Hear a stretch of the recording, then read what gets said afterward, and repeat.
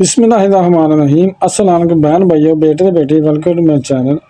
آج کی ویڈیو کا عنوان ہے کہ اگر زکوٰۃ کا حساب کرنے سے پہلے کسی کو زکوٰۃ کے پیسے دے دیے تو اس کا کیا معاملہ ہے۔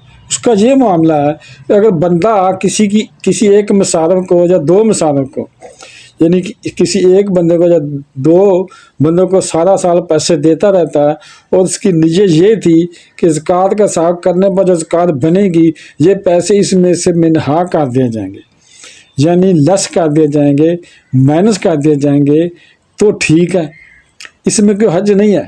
اور اگر نیت نہیں کی اور بعد میں سوچا کہ وہ پیسے زکوٰۃ ادا کرنے میں سمجھ لوں تو ایسا نہیں ہوگا۔ یعنی پیسے کسی کو دینے کے بعد سوچا کہ یہ زکوٰۃ میں شامل کروں گا، پھر وہ اس میں شامل نہیں ہوں گے، وہ پیسے ادا کرنے میں شمار نہیں ہوں گے۔